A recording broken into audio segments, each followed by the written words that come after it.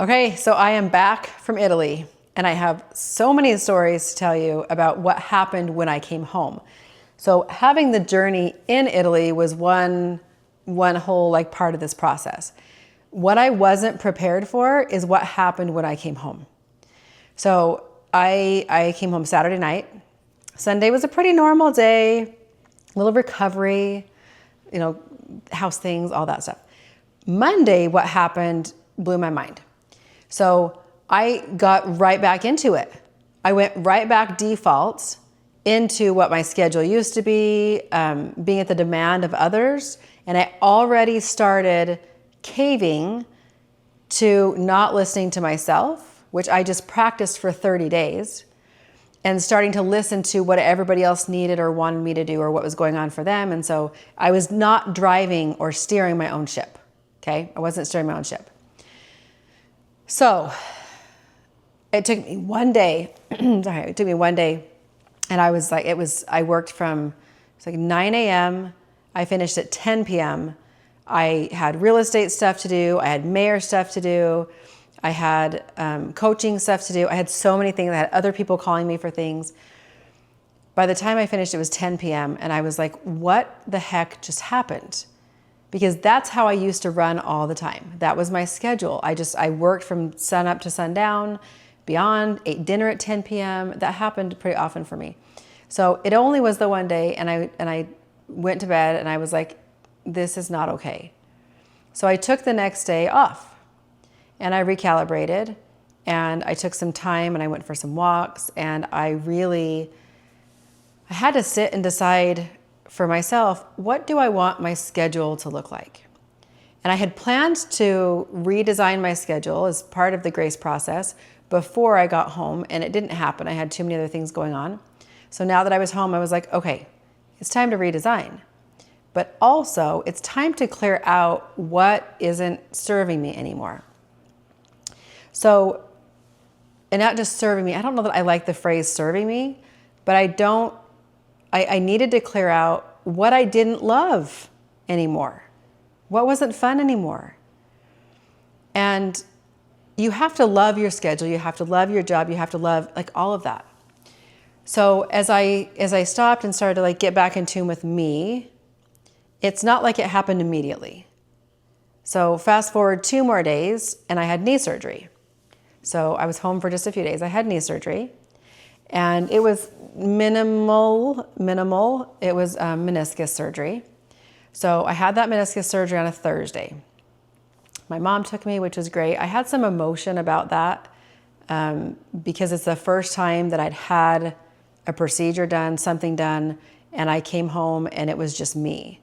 So I got actually teary. I was in registering at the doctor's office, and then they were like, "Who's your emergency contact? And what's your?" Oh my gosh, I'm itching. They asked my emergency contact. They asked who was coming to the hospital with me, who was going to be home with me because of the anesthesia. I wasn't supposed to be by myself. Anyway, and I started crying and just tearing. It wasn't terrible, but I did start crying. And it's because it was kind of that nobody's home. Like I could call friends, but it still was for me a little bit of a reminder that it was just me. I didn't have a partner yet. And so that was a little bit emotional, which is fine. You feel through the emotion. It's not that it's not going to happen. It's that I don't stop it from happening, because then you can feel through it and you can move past it. Had my surgery on Thursday. I was walking okay-ish, rested. Friday, Saturday. By Sunday, I got on a plane, which I cleared with my doctor, took the aspirin so I didn't get a blood clot. I got on a plane and I went to go to my ultra training in California. And this is my professional development group. So I go to ultra training, and I got to tell you a very interesting story of what happened. So while I was there, I was working with my friend and one of my assistants on some things in the business. And she's amazing and super helpful and has like this wonderful organizational brain. And as we are working on some things, she said, "Did you get your plane ticket to go to the Running Man with Jesse Itzler?" And I said, "Oh no, I didn't do that. I booked the Running Man ticket in my tent and everything, so that's coming up. but I did not buy my plane ticket. And so what happened was she redirected me because she entered that thought, right? She handed me that thought, and then I started to be like, oh my gosh, no, I don't have my ticket. Maybe I should go get my ticket. And so then I redirected myself, went on the computer, bought my ticket, and I was like, okay, round trip ticket, this is great, these times should work, here's the days that I'll go. And we talked through it, and she gave me her ideas and opinion, and I did it. Didn't think anything of it. The next day, I was walking around, I was talking to somebody, and I'm going to London toward the end of September. So it was like a week and a half later. And I started thinking about it, and I was like, wait a minute, I'm going to be in Georgia. Georgia's like clear across, I'm in Idaho right now, so Georgia's clear across the United States. Like, if I'm going to be that far, why would I not just go straight from Georgia? I looked up tickets. Georgia to get to London is only an 8.5-hour flight. It takes me 8 hours to get from here to Georgia. So instead of 16-hour day, I can just make it another 8-hour day. I'm like, why would I not do that? So then I was like, oh my gosh, I didn't listen to myself. I listened to a person who I deeply love, and she has great ideas. However, I didn't stop and go, I didn't qualify the idea that she gave me, and I did not drive that train. I let her, like a little bit of concern because I hadn't booked a ticket, enter into my brain, and then I just took it on. And then I wasn't driving myself again. And I'm like, oh my gosh, like what's happening, right?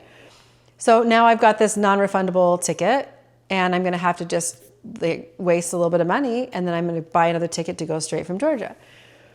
Okay, so here's what I learned. Here's what I want to share with you. It seems very helpful so often what everyone else tries to hand to us and what their ideas are. And it seems helpful, and then we don't stop very, very long. Well, I don't. You may. But I don't stop to be like, is this what I really want? Or is this just an idea that you have and I'm taking that on? Okay, I'm going to progress a little bit further and give you a little bit more of like what's been happening. So I got pegged by my coach, had a session while I was in California for Ultra with my coach. And one thing that came out that I didn't realize I did, so I spent 30 days in Italy being me with me, trusting me and hearing that inner voice for me, trusting God. That's what I spent 30 days doing. And what I'm not doing is staying me in relationship with other people. So I'm good with me. I can stay me with me, but if there's no noise and there's no other suggestions, I'm really good at that. Now the progress is going to be, I'm going to stay me through it all. I don't need to change my behavior. I'm getting emotional. I don't need to change my behavior to, it's not just about being somebody different, but so often I'm going to give you like an analogy. So it's really hard to grow deep roots. If we start to grow roots, okay, we're a beautiful tree, and we start to grow roots, and then we pick up our roots and we move our tree based on the person in front of us, or what the need of the person is in front of us, or what we think the need of the person is in front of us, or what I was also doing is out of fear. So with some relationships, out of fear, I would change what I was saying. I would omit certain things or sharing certain things out of fear that I would maybe drive someone away from me. That need to be loved, which we all have, like deep down, we all want to be loved. That need to be loved was so strong for me that if I had fear that what I was going to say or what I was going to do or who I was or any of those pieces, if I thought that that was going to change or drive someone away or cause them to not be in my life, then I was changing what I was saying. I was filtering it. That's probably a better word to say, is that I was really filtering myself. And I'm me. And the thing is, all in Italy, I was me. I was me through all of it. I was me on camera. Like I was me. And then the relationships in front of you, what's so amazing is they will show you where you aren't healed. So even though I'd done so much healing with myself, now the relationships in front of me are showing me that there's still not healing, or there still is healing that needs to be done in that, in the fear of losing someone. What's going to happen if I'm 100% me? Can they handle it?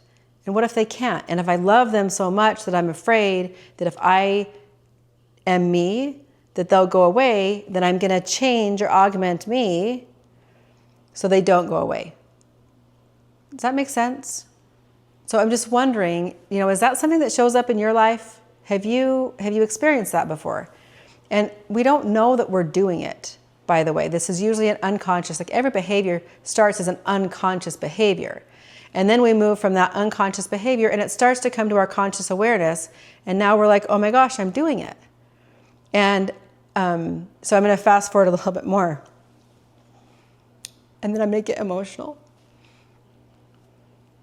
So while I was gone, I also had this thought where I was like, I don't think I want to stay in my house anymore.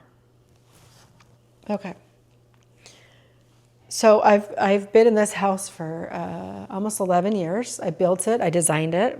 I love it. It's beautiful. I redecorated it after my divorce. It's all fully mine. I say fully mine, but like it's my design. It's beautiful. All new furniture, all new paint, all new flooring. Like it's beautiful. It's big, or big enough, whatever. But for the first time, I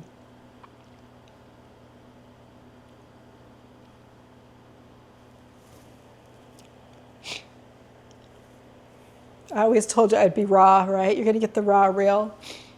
So I had this thought, it was about a week ago when I was there. And for some reason I just thought, I don't think this place is my place anymore. And I think I'm ready to sell. And I thought, well, that's kind of out of the blue. Okay. And, it's not just because I came home and I was traveling so much, but I came home and I'm like, I am trying to make this something. I'm holding on to something that I don't need anymore. And it's not really congruent with who I'm becoming. But I'm holding on to it pretty tight. And I was holding on to it tightly for my kids at first. And then I was holding on to it because I was actually trying to run away from it. So I was not selling my home because I was selling it out of, like I was just running away. So it wasn't a healthy time to sell. Now, it's just something I've outgrown. And I think the sadness, like this is just sad, a little grief tears going on right now. It kind of feels like the last thing I'm letting go of, which is really interesting. And I had the thought a couple more times and I said it out loud to a few people while I was at Ultra, because we do breakout groups and talk to each other and what are our goals and all the things. And I said it a couple more times, and when I said it, it felt right. And I was like, wow, this, like saying it feels right. So I came home Thursday morning, you guys. And this is what happens when you are emotionally clear and you listen to you and you can trust God. So I come home on Thursday. I'm still kind of thinking about it. By Friday, Thursday night actually, I started looking up other real estate for other places. I'm like, if I didn't live here, where would I live? And so then I started looking up, I want to live by the river and I might live in downtown Boise. And I started looking up places and I got excited. And I was talking to my assistant and my other teammate, and in real estate. So we're sitting here kumbayaing at my house. We were doing a debrief on the trip and all the things that happened. And she's like, yeah, every time you come home, you like change. And you've seen me. I've been off camera. If you've been following my social, I haven't been making videos. And I did. My behavior changed. And it feels heavier.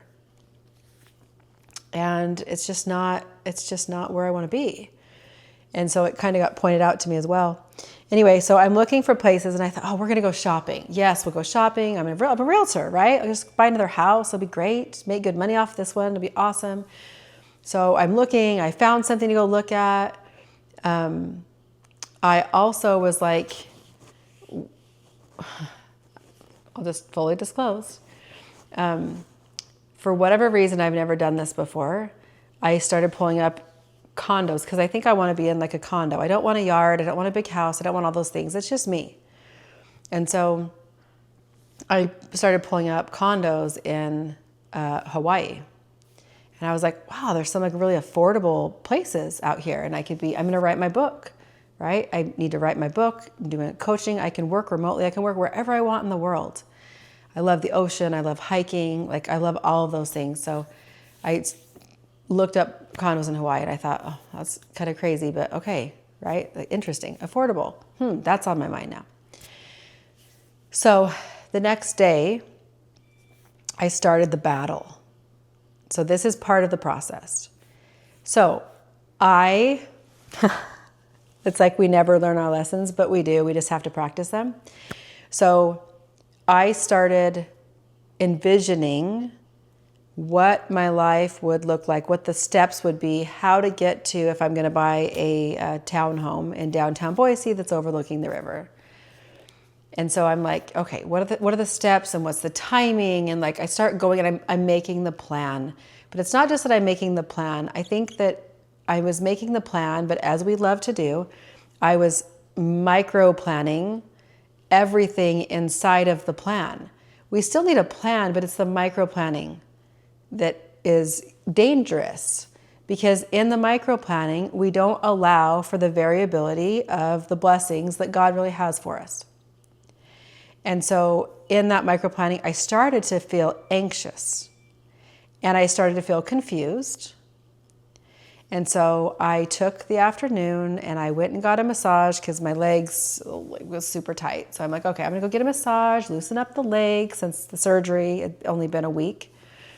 And I mean, rock star status on the leg. It was doing pretty good. But I went and got a massage, emotional. And then I decided, and for me, like religiously, I went to the LDS temple, if you've ever seen one of those before.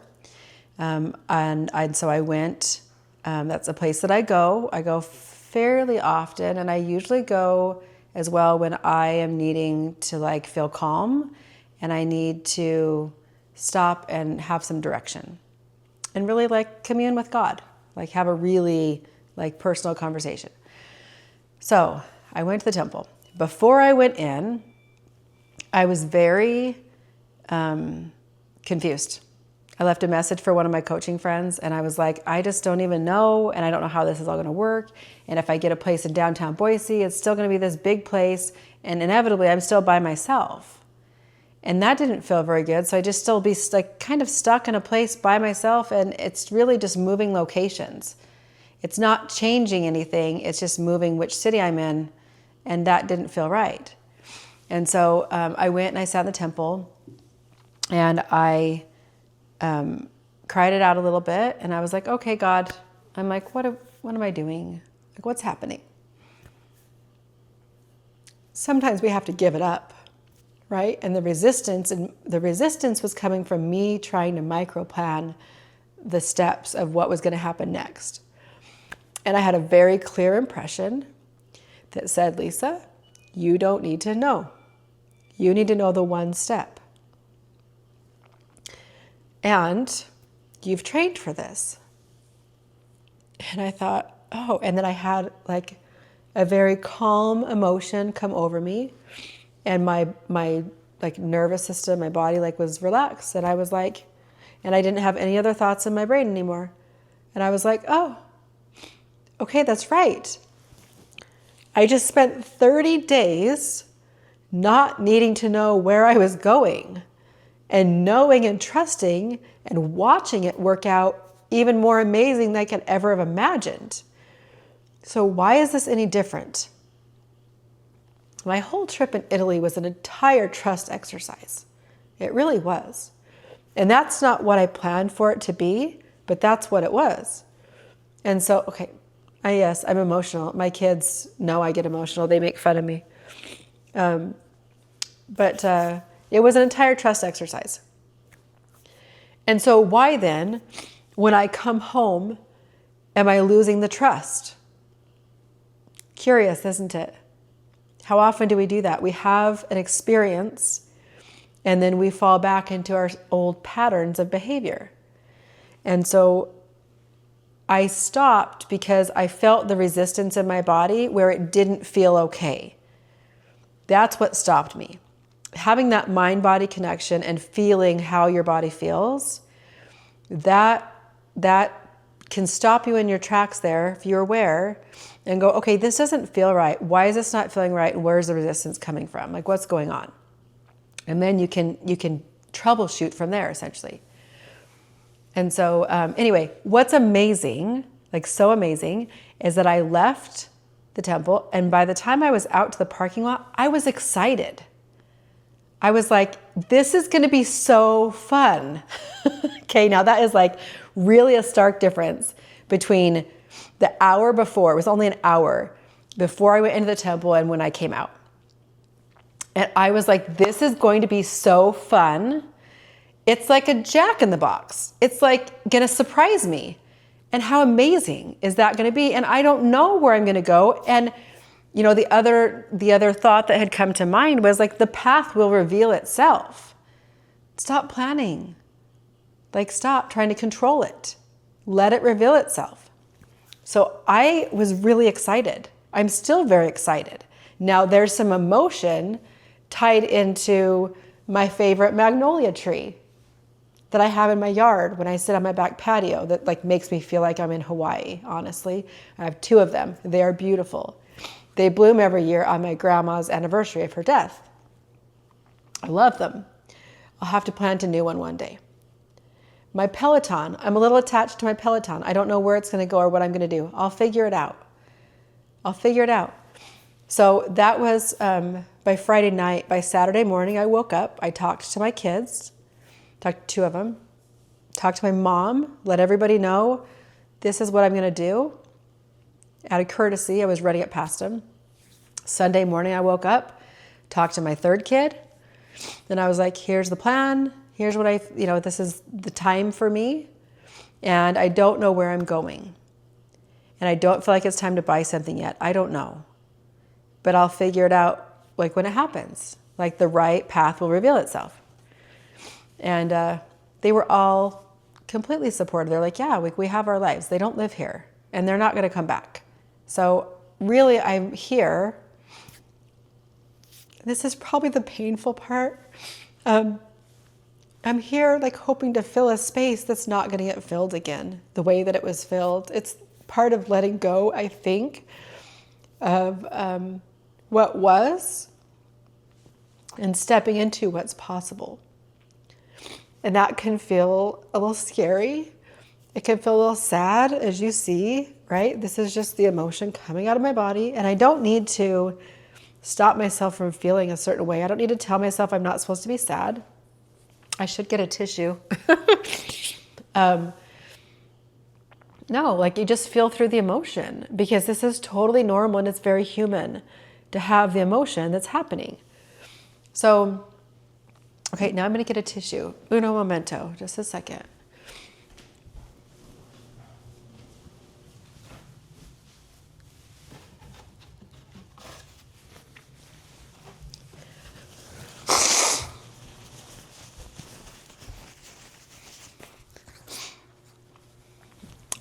Okay, back.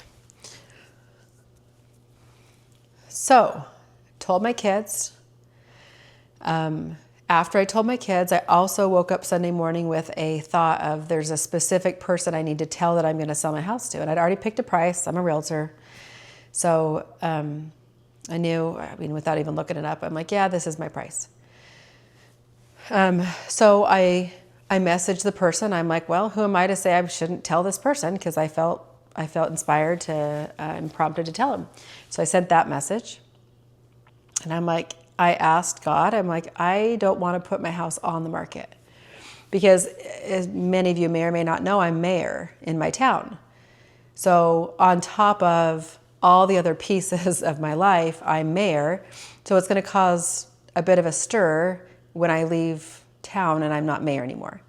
And I don't need everybody to know the value of my property, and it's just a little bit more invasive. It's a smaller town, so everybody likes to know your business. And I'm like, yeah, I don't know, I'm not feeling that. So I'm not putting it on the market. So I started making a couple calls, some text messages, letting people know.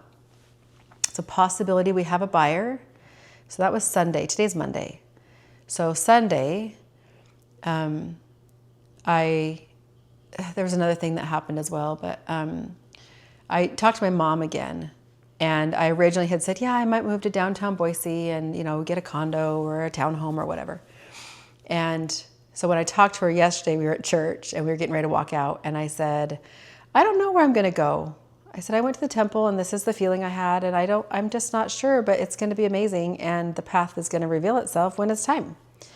And I've trained for this. And she panicked. She was like, you're going to be homeless.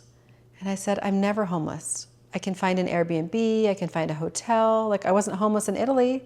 I always had a place to stay. I can figure it out. And she's like, what about all your stuff? And you just bought all new furniture and it's all beautiful. And I'm like, yeah, I think I'm going to sell it with all the furniture.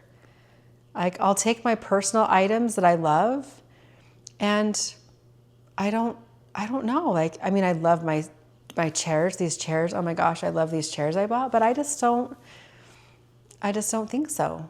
I think I'm going to sell it with the furniture. And she was like beside herself. That's probably not the right way to say that. But she was fearful because it made her feel uncomfortable. Now, I didn't feel uncomfortable. And I did have to say, I'm okay. Like, I know this makes you uncomfortable, but I'm not uncomfortable. I'm all right. So often, other people have fears, and they try to inadvertently, they're not doing it on purpose, hand you their fears. So they're going to tell you all the reasons why, just like my friend did with, did you get your plane ticket, and where are you going to stay, and what's going to happen, and everything. It starts to create some panic and fear in me, like it did. This time I learned from it. This time, when mom started to say, you're going to be homeless, you're not going to have your things, why are you going to leave stuff behind? She even said, you're not always going to have the money to buy new things. And I'm like, I can go make more money. No, you're not always going to have the money to buy more things. Like, the picture that was painted, if you were to do like what do they do? Like the sketches, when they're trying to catch bad guys and they do the sketching. If you were to paint a picture of what she was describing my life was going to look like, it would look so terrible. So terrible. And I was like, I'm okay. I'm okay. But I had practiced and heard and knew that she just had fears. So what that also teaches me is, number one, hearing what other people's fears are, and they're not trying to apply them to you. It really is, I could just hear that she was genuinely concerned. And I get that. And she doesn't like staying in hotels, and she likes to have her things with her. It's important to her. Okay, there's a tie for some reason to that. It's not like that for me. And so I don't need to have that be my fear. I don't need that. So it was a really healthy conversation, but I also didn't change my behavior based on what she was telling me. How often do we do that? How often does somebody else introduce, but why? How is it going to work? How are you going to make money? How is your business going to work? How are you going to? It's always the hows. What happens if?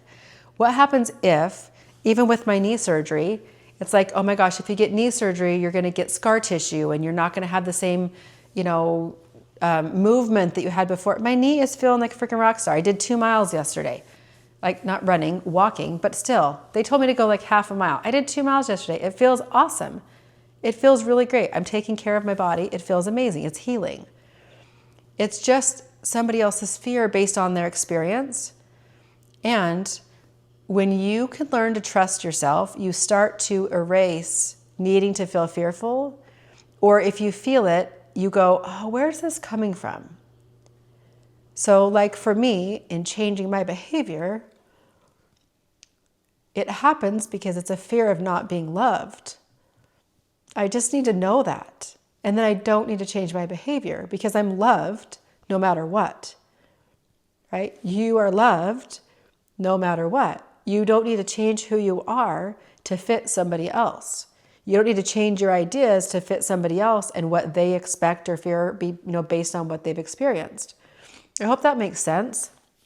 So that's kind of the like full circle lesson that I just learned that I'm sharing with you in the last 2 weeks. It's been 2 weeks. And today was Monday.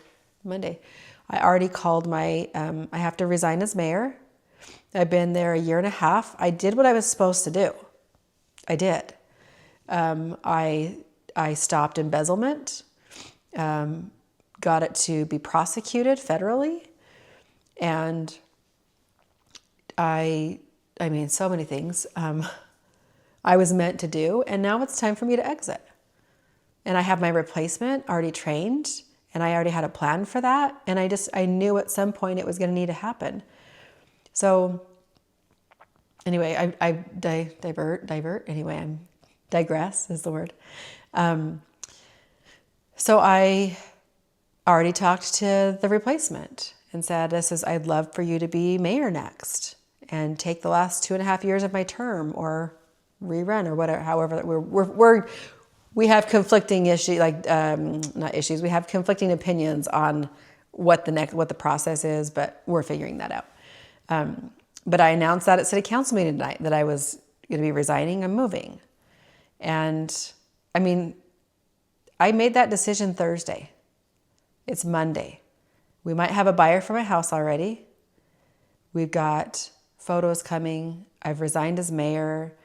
I'm making a plan. I feel amazing. I'm not scared. And I trust everything's going to be okay. And it's going to be more amazing than I can even imagine. So I don't really need to sit and imagine it. I think I just need to imagine and, the hope and the future and what it's going to look like, and just know that it's going to be amazing and how it's going to feel. I don't really need to know any other parts of it. Sometimes it's really good to find vision. And I do have some of that. I want to be by the ocean. I want to go hiking in the mountains. I want to wake up in the morning and go hiking in the mountains before I come home and I start working. How delightful would that be? That would be very amazing. Is it? Yeah. I don't know. So stay tuned. These are a lot of changes that are happening really fast. And it feels awesome. And I was not expecting it. I was expecting to come home from Italy and just keep living my life. And I'm living it, and I'm living it large. And everybody's like, what the heck's happening? And I'm like, I don't know. It's amazing, isn't it? And I just trust the process. So anyway, I will continue to share. I'm going to have another video I will share with you about my weight loss and that whole journey, because I didn't even share that part yet. I was going to, and I totally forgot because all this other stuff happened. So in this 2 weeks worth since I've been home, I also started get my body in the most amazing fit shape possible, and how that is actually a struggle, but not based on food and exercise, but more based on my identity. So stay tuned for the next episode, and I will see you there. Bye.